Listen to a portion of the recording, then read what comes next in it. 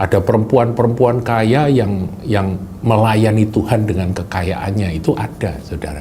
Ditulis, dicatat di dalam firman Tuhan. Artinya apa? Kekayaan yang dipakai untuk kemuliaan Tuhan itu bisa. Tetapi kalau orang cinta akan harta, cinta akan uang, seperti Yudas Iskariot, itu yang harus diusir, saudara. Sifat Yudas Iskariot. Cinta akan uang yang akhirnya menjadi pengkhianatan.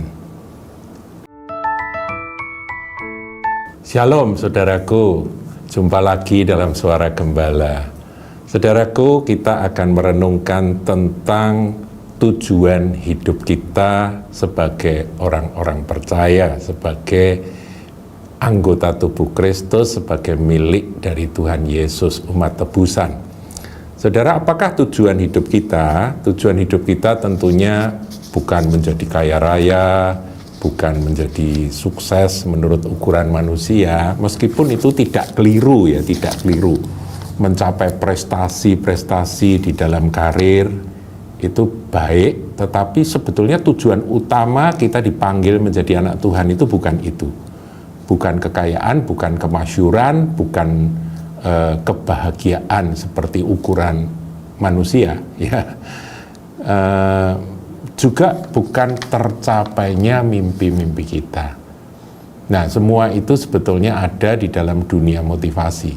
Kalau saudara mengikuti para motivator, mereka akan selalu menarik akan seluruh hasrat dan potensi yang ada pada kita itu digali untuk ditarik menggenapi akan semua itu. Prestasi, keberhasilan dalam karir, kekayaan, kemudian kebahagiaan, tanda kutip, tercapainya mimpi-mimpi dan sebagainya. Nah, Alkitab mengajarkan secara sederhana bahwa begitu kita ditebus menjadi milik Kristus, maka sesungguhnya tujuan hidup kita adalah memuliakan Tuhan. Ya. Nah, kita akan lihat, saudaraku, 1 Korintus 10 ayat 31. Kata firman Tuhan demikian, ini Paulus yang menulis. Aku menjawab, jika engkau makan atau jika engkau minum, atau jika engkau melakukan sesuatu yang lain. Nah, tadi poin-poin yang tadi saya sebutkan ya, sukses dalam karir dan sebagainya, itu adalah sesuatu yang kita lakukan. Apa saja, saudaraku. Nah, kalimat dari bagian terakhir dari ayat ini luar biasa. Lakukanlah semuanya itu untuk kemuliaan Allah.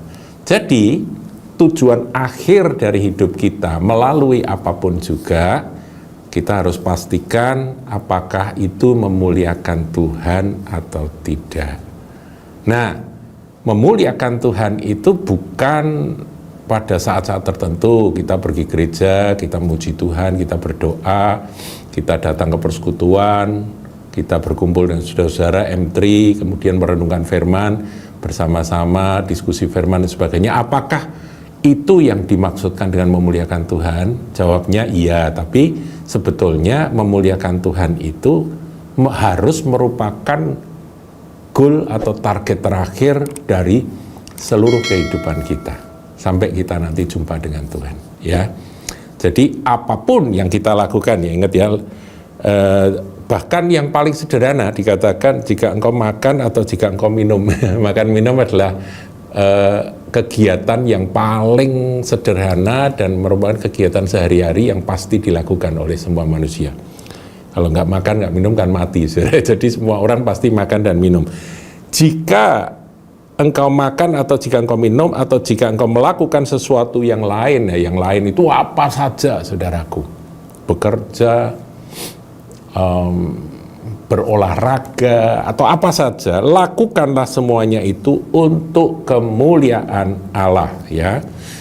Jadi seluruh kehidupan kita, seluruh aspek kehidupan kita harus menjadi tindakan penyembahan kita untuk memuliakan Tuhan. Nah, itulah poin yang harus kita pegang sebagai orang percaya. Jadi kalau ada satu kegiatan semenarik apapun tapi tidak memuliakan Tuhan, kita harus minta pertolongan Roh Kudus dan kita harus menetapkan hati untuk berpaling daripadanya, untuk menghindari bahkan menjauhkan diri dari kegiatan tersebut. Nah, setelah itu saudaraku, kita akan masuk lebih detail. Memuliakan Tuhan itu syaratnya apa? Ya, kita akan lihat Yohanes 13 ayat yang ke 31 sampai ayat yang ke-32 saja ya. 2 ayat. Yohanes 13. Judulnya Perintah Baru. Ini tentang Yudas yang mengkhianati Tuhan Yesus. Tapi ayat ini ditulis saudara, dan ini ayat yang inspiratif sekali, yang betul-betul membuat kita paham sebetulnya kemuliaan Tuhan itu datang dengan syarat apa. Ayat 31. Sesudah Yudas pergi, ya, sesudah Yudas pergi, berkatalah Yesus, sekarang anak manusia dipermuliakan dan Allah dipermuliakan di dalam dia. Sekarang anak manusia dipermuliakan dan Allah dipermuliakan di dalam dia. Kapan anak manusia atau Tuhan Yesus dipermuliakan? Dan kapan Allah Bapa dipermuliakan di dalam Kristus? Yaitu sesudah Yudas pergi. Nah, kita teliti saudaraku, ayat sebelumnya dikatakan Yudas itu sebetulnya adalah orang yang cinta akan uang. Di dalam ayat sebelumnya Yudas dikatakan dia mencuri akan kas yang dia pegang, yang dipercayakan. Jadi dia cinta akan uang. Dan dia kerasukan iblis karena itu ya. Kalau kita lihat di dalam Yohanes 12, itu menjelang akan peristiwa tersebut, ketika Tuhan Yesus diurapi oleh perempuan ya, ini Maria dari Betani ya, diurapi itu di rumah Lazarus yang dibangkitkan dari antara orang mati. Ini kan saudari dari Lazarus, saudaraku. Ayat 6, dari 12 ayat 6. Ini tentang Yudas. Hal itu dikatakannya bukan karena ia memperhatikan nasib orang miskin. Ini Yudas itu sepertinya mulutnya itu, wah, harga minyak itu kan mahal, kok diboros-boroskan begitu ya. Dia itu kan bisa dijual dan duitnya bisa dipakai untuk orang-orang miskin begitu. Nah, hal itu dikatakan bukan karena ia memperhatikan nasib orang-orang miskin, melainkan karena ia adalah seorang pencuri. Ia sering mengambil uang yang disimpan dalam kas yang dipegangnya. Jadi dia pencuri, saudara. Mengapa mencuri? Karena dia cinta akan uang. Nah, kembali ke ayat yang pasal 13 ayat yang ke 31 tadi. Sesudah Yudas pergi. Jadi sifat greedy, sifat cinta akan uang, kita tahu ya, mamon itu selalu seakan-akan menjadi saingannya Tuhan bagi manusia. Nah, setelah cinta akan mamon, kita kan tidak bisa mengasihi yang satu kemudian mengasihi dua-duanya, nggak bisa. Kita harus mengasihi salah satu. Nah, cinta akan uang yang akar segala kejahatan, yang itu terbukti dalam dirinya Yudas yang kemudian menjual Yesus itu pergi, Yudasnya pergi, maka Yesus pun dipermuliakan ya di dalam Bapa, dan Bapa dipermuliakan dalam Dia. Jadi kalau kita mau memuliakan Tuhan dalam segala aspek, aku mau memuliakan Tuhan, ayo kita berdoa saudaraku. Setiap kita butuh uang, saya tidak katakan kita nggak butuh uang.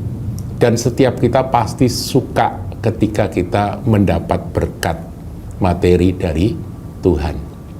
Dan itu nggak ada salahnya. Di dalam kitab suci baik perjanjian lama maupun perjanjian baru, Tuhan itu sebetulnya tidak menentang orang kaya. Ada perempuan-perempuan kaya yang melayani Tuhan dengan kekayaannya, itu ada, saudara. Ditulis, dicatat di dalam firman Tuhan. Artinya apa? Kekayaan yang dipakai untuk kemuliaan Tuhan itu bisa. Tetapi kalau orang cinta akan harta, cinta akan uang, seperti Yudas Iskariot, itu yang harus diusir, saudara. Sifat Yudas Iskariot. Cinta akan uang yang akhirnya menjadi pengkhianatan. Dia mengkhianati akan Tuhan Yesus. Nah, ada ayat terkenal yang biasanya dibacakan kalau mau kolekte, saudara. Ya, kalau di gereja tempat saya dulu dibaptiskan, setiap kolekte ayat ini sering dibacakan. Amsal 3 ayatnya yang ke-9. Muliakanlah Tuhan dengan hartamu dan dengan hasil pertama dari segala penghasilanmu. Jadi dengan harta itu kita bisa memuliakan Tuhan. Kita diberkati, ya, diberkati. Saudara dagang, saudara dapat cuan banyak, untung, saudara bersyukur, senang, tidak salah, saudaraku, Tuhan yang berkati. Tapi kita memuliakan Tuhan dengan harta tersebut, dengan hasil pertama. Jadi mengutamakan Tuhan ketika aku diberkati, ini untukmu Tuhan karena ini datang daripadamu. Itu memuliakan Tuhan dengan hati yang tulus, saudaraku. Ya, jadi sebaliknya dari sifat Yudas yang cinta akan uang yang merupakan akar segala kejahatan, itu kita justru memuliakan Tuhan dengan harta. Itu yang harus kita lakukan. Jadi memuliakan Tuhan itu hanya ketika roh dari Yudas Iskariot itu tersingkir keluar. Ya, kalau cinta uang, mustahil cinta Yesus. Begitu aja, saudara.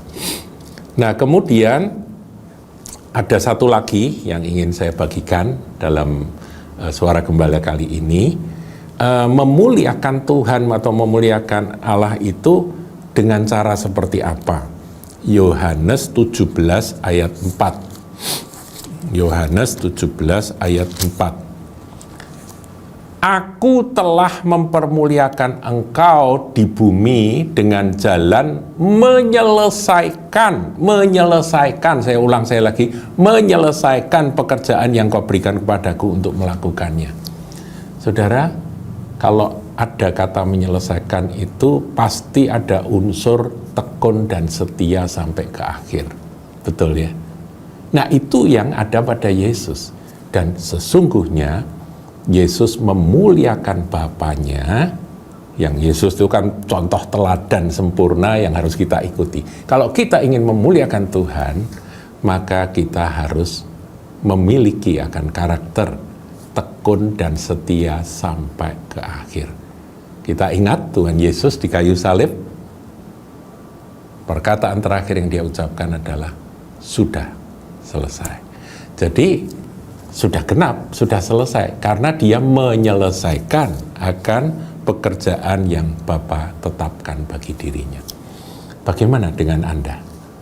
Kalau saudara dipanggil untuk menjadi sesuatu dan Anda tahu bahwa ini adalah panggilanku, apa saja, saudaraku, lakukanlah dengan tekun dan setia. Dan Tuhan dipermuliakan ketika saudara melakukan hal itu. Saudara mengerjakan dengan tekun dan setia sampai ke akhir. Haleluya. Tuhan Yesus memberkati. Jangan lupa like, comment, share, dan subscribe channel GKBK Hal Semarang.